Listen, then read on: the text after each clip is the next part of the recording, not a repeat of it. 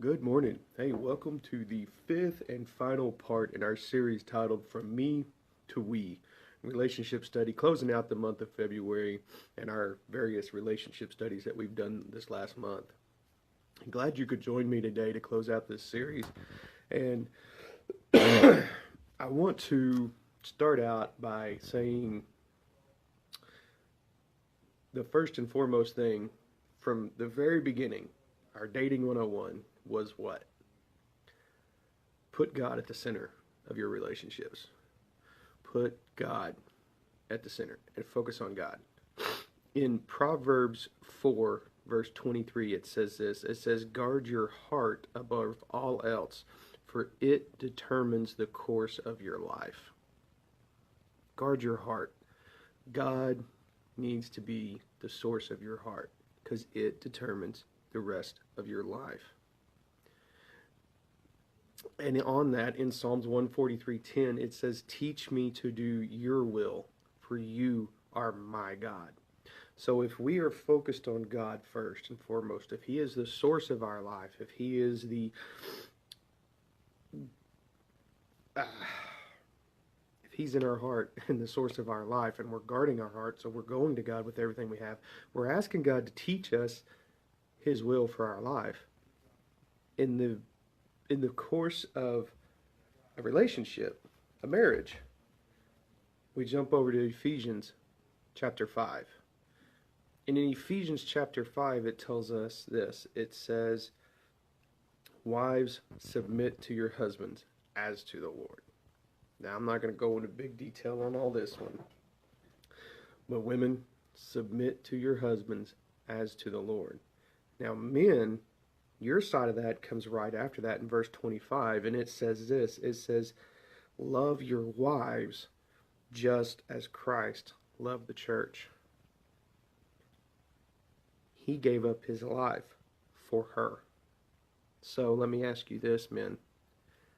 Do you sacrifice yourself to your wife daily? Do you?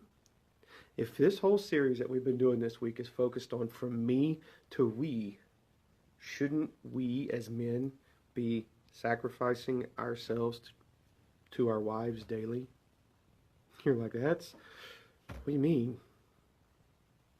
Women, how do you submit to your husbands daily? What do you mean? It's really quite simple. How do you share your love for them on a daily basis? Women, how do you share your love for your husband on a daily basis? If you haven't had the opportunity to read the book yet, I highly suggest a book that's titled 5 Love Languages. The 5 Love Languages by Gary Chapman. That is how you express your love to your spouse on a daily basis. Women, by doing so, you're submitting to your husband. Men, by doing so, you're sacrificing to your spouse daily by showing them the love that they need to receive on a daily basis. And what this goes into is the 5 love languages. If you haven't had a chance to go over these, I highly recommend it. That's what we're going to touch on today. And they are this. They are words of affirmation, positive words, words of encouragement. You look beautiful today. You look great today. I really like how you did this. I really like how you did that. These aren't, you're not boasting them. Some people think, oh, well, I'm just boasting them up. I'm just giving them a big head. They need to be patted on the back all the time. Maybe they don't. Maybe they need those words of affirmation to know I'm doing a good job. I'm doing what they see as love. Okay? They're words of affirmation. They need to hear these things. That's how they feel loved. The second one is acts of service. Acts of service is really simple. It's going out of your way to do something for another person. Doing the dishes for them. Doing their laundry. Cleaning the house when you weren't, when it wasn't time to. Cleaning the garage. Filling up the car with gas. Mowing the yard. Acts, just random acts of service for them.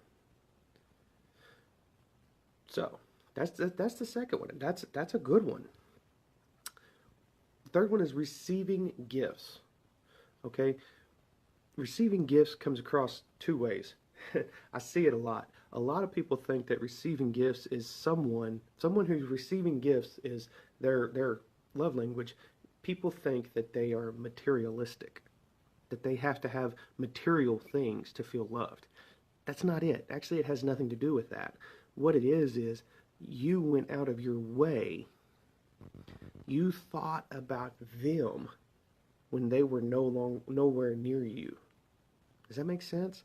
You thought about them and cared enough about them to buy them something and bring to them. No matter what the something is, it really doesn't matter what the it is. It's the fact that you thought about them when you were nowhere near them and brought something to them. So each time they look at that material thing, they think of you and you thinking of them. It's a reception of a gift, and that's a common one, really. The third one, or the fourth one, was quality time. This one is key, and I want you to listen to me real closely on quality time. What you deem quality time may not be what they deem quality time. And you need to listen to that. You need to know what their definition of quality time is. And you need to spend that time with them. It doesn't matter if you think this is quality time. It's regardless.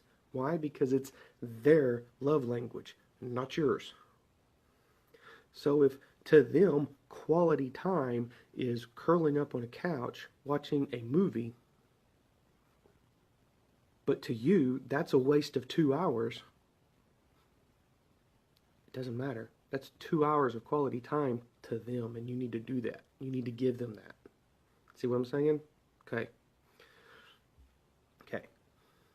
Quality time. The last one is this: physical touch. Hugs. Just literally hugs, kisses, a rub on the back. You know what I'm saying? Grabbing their hand, holding their hand, things of this nature. Physical touch is a huge love language for a lot of people. It means so much to just have their spouse, significant other, touch them. So those are the 5 love languages: words of affirmation, acts of service, receiving gifts, quality time, and physical touch. Now, I just gave you a brief overview of each one of those and how they apply to your relationship. Like I mentioned before, look up the book, The 5 Love Languages by Gary Chapman. Go read it. It gives you a lot better information, okay? They've even got them for kids, for children. Great stuff. Go read them. But if you're going to open up your heart, if you're going to open up your brain from me to we in your relationship, you need to apply these love languages to your relationship and build on those and grow on those. And they will magnify your love within that relationship a whole bunch. I promise you that. So, my daily drink for you today is this: apply these love languages. Get them rolling in your life. And remember, they're not your love language, they're your spouse's love language. You need to learn her or his love language and speak that, not yours. Not yours, because that's me.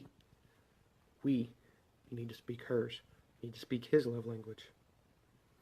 So, that's my daily drink for today. That closes out this series titled From Me to We. And I thank y'all for joining me this week. If you got anything out of this series, hey, be sure and comment. Be sure and share these videos. Be sure and share this page, Daily Drink Ministry, to your friends out there into Facebook land. If you're watching these on YouTube, be sure and subscribe. Put your comments below. I look at both of them. Use them both for information. So, y'all be blessed. We'll talk to you next week.